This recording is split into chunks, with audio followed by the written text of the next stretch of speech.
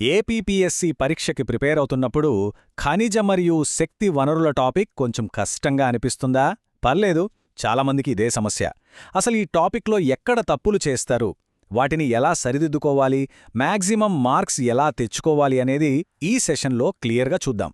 ఇది మీ స్కోర్ను పెంచే ఒక స్ట్రాటజిక్ బ్లూ ప్రింట్ లాంటిది. ఒక్కసారి ఈ నంబర్స్ చూడండి. ఇవి జస్ట్ నంబర్స్ కాదు, ర్యాంక్ను డిసైడ్ చేసే ఫ్యాక్టర్స్. మినరల్ రీసోర్సెస్ నుంచి 39 ప్రశ్నలు, ఎనర్జీ రీసోర్సెస్ నుంచి ఏకంగా 38 ప్రశ్నలు. అంటే ఈ టాపిక్ని స్కిప్ చేస్తే దాదాపుగా పోటీ నుంచే తప్పుకున్నట్టు. ఇక్కడ ఇన్వెస్ట్ చేసే ప్రతి నిమిషం మీకు డైరెక్ట్గా మార్కులను తెచ్చిపెడుతుంది, గుర్తుంచుకోండి. సరే, ఈరోజు మన స్ట్రాటజిక్ ప్లేబుక్ ఇదే.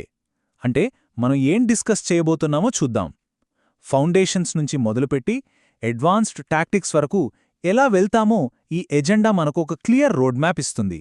ప్రతి సెక్షన్ని జాగ్రత్తగా ఫాలో అవుదాం. ఓకే, సెక్షన్ 1 ఖనిజాలు ఎందుకు ముఖ్యం? మనం ఇందాకే నంబర్స్ చూశాం కదా. అంత వెయిటేజ్ ఉన్నప్పుడు ఏ సీరియస్ యాస్పిరెంట్ అయినా సరే దీన్ని వదిలిపెట్టే ప్రసక్తే లేదు. దీన్ని స్కిప్ చేశారంటే చేతికొచ్చే మార్కుల్ని వదులుకున్నట్టే. రైట్. ఇక సెక్షన్ 2. ఇక్కడ్నుంచి మనం సబ్జెక్ట్లోకి డీప్గా వెళ్తున్నాం. ఫౌండేషన్ ఎంత స్ట్రాంగ్గా ఉంటే సిల్లీ మిస్టేక్స్ అంత తగ్గుతాయి. సో ఆ ఫౌండేషన్ ఏంటి? క్లాసిఫికేషన్. దాన్ని సరిగ్గా అర్థం చేసుకోవటమే మన ఫస్ట్ స్టెప్. ఈ మ్యాట్రిక్స్ని బాగా మైండ్లో ప్రింట్ చేసుకోండి. చాలా సింపుల్. ఖనిజాలు బేసిక్గా 3 రకాలు: మెటాలిక్ అంటే లోహ, ఎనర్జీ అంటే శక్తి వనరులు, అండ్ నాన్ మెటాలిక్ అంటే అలోహ. మళ్ళీ మెటాలిక్లో చూస్తే ఫెర్రస్, నాన్ ఫెర్రస్, ప్రెషియస్ అని ఉంటాయి. ప్రస్తుతానికి మనం మెటాలిక్, నాన్ మెటాలిక్ మీద ఎక్కువ ఫోకస్ చేద్దాం. ఈ క్లాసిఫికేషన్ అనేది మన ప్రిపరేషన్కి బ్యాక్బోన్ లాంటిది.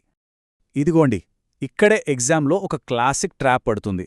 చాలామంది ఏం చేస్తారంటే మెటాలిక్ మినరల్స్ లిస్ట్ మొత్తం బట్టి పట్టేస్తారు. కానీ ఎగ్జామినర్ చాలా స్మార్ట్గా ఆప్షన్స్లో జిప్సమ్ లాంటి నాన్ మెటాలిక్ మినరల్ని పెడతారు. సో మన చీట్ కోడ్ ఏంటంటే, జిప్సమ్ మెటల్ కాదు, ఇదొక హైడ్రేటెడ్ సల్ఫేట్ ఆఫ్ కాల్షియం. ఈ ఒక్క చిన్న పాయింట్ మీ ఒక్క మార్కుని సేవ్ చేస్తుంది. Okay, next section.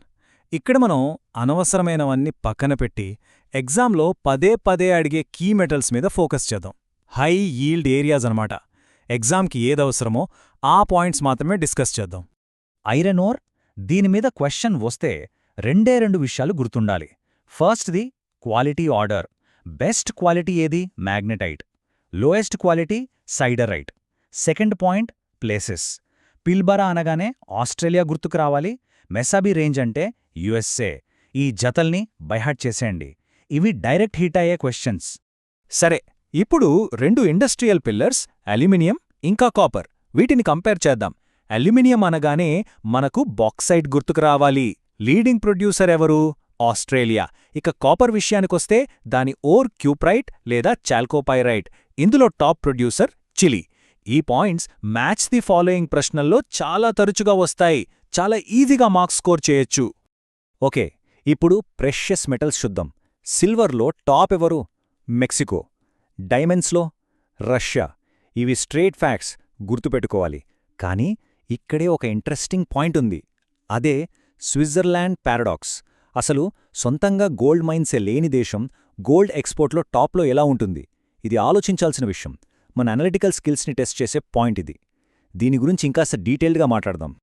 Right, section 4. ఇది చాలా ఇంపార్టెంట్. దీన్ని ఒక కౌంటర్ ఇంటెలిజెన్స్ ఆపరేషన్ లాగా అనుకోండి. అంటే ఎగ్జామినర్ ఎలా ఆలోచిస్తున్నాడో మనం గెస్ చేసి వాళ్లు వేసే ట్రిక్కీ క్వశ్చన్స్ని ఎలా డీల్ చెయ్యాలో నేర్చుకుందాం. ఇదిగో, ఇది ఎగ్జామినర్స్కి మోస్ట్ ఫేవరెట్ ట్రాప్. పేరు జర్మన్ సిల్వర్.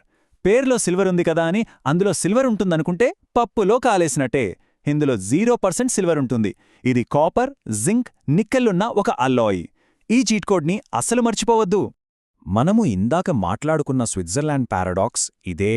చూడండి, మినరల్ ప్రొడక్షన్ వేరు, ట్రేడ్ అండ్ రిఫైనింగ్ వేరు. స్విట్జర్లాండ్లో సొంతంగా మైన్స్ లేకపోయినా వాళ్లు వేరే దేశాల నుంచి గోల్డ్ని ఇంపోర్ట్ చేసుకుని దాన్ని రిఫైన్ చేసి మళ్ళీ ఎక్స్పోర్ట్ చేస్తారు. అందుకే వాళ్ళు టాప్ ఎక్స్పోర్టర్. ఈ చిన్న లాజిక్ని ఎగ్జామినర్స్ టెస్ట్ చేస్తారు. ఇది రీజనల్ ట్రాప్స్ కోసం ఒక చీట్ షీట్ లాంటిది. ఎగ్జామ్లో కావాలని ఇలా తప్పుగా మ్యాచ్ చేస్తారు. ఫర్ ఎగ్జాంపుల్, సార్ రీజన్ని ఐరన్ ఓర్తో మ్యాచ్ చేస్తారు, కానీ అది ఫేమస్ కోల్ కోసం. అలాగే నైట్రేట్కి పెరు అనిస్తారు, కానీ కరెక్ట్ ఆన్సర్ చిలీ. సో ఈ కరెక్ట్ పేర్స్ని ఒకచోట నోట్ చేసుకోండి. అసర్షన్ రీజన్ క్వశ్చన్స్ చాలామందికి ఇవి కొంచెం కన్ఫ్యూజింగ్గా ఉంటాయి, కానీ దీన్ని సాల్వ్ చేయడానికి ఒక సింపుల్ 3 స్టెప్ ఫార్ములా ఉంది. స్టెప్ 1 అసర్షన్ ఏ కరెక్టా కాదా చూడండి. స్టెప్ 2 రీజన్ ఆర్ కరెక్టా కాదా చూడండి. ఒకవేళ రెండూ కరెక్ట్ అయితే స్టెప్ 3 ఏకి ఆర్ సరైన కారణమా కాదా, అంటే A is true because R అని చదివి చూడండి. ఆ లింక్ సెట్ అవుతోందో లేదో చెక్ చేయండి. ఈ మెథడ్ ఫాలో అయితే చాలా ఈజీ అయిపోతుంది. ఓకే, మనం ఫైనల్ సెక్షన్కి వచ్చేశాం. దీన్ని ఒక ఫైనల్ మిషన్ బ్రీఫింగ్ అనుకోవచ్చు.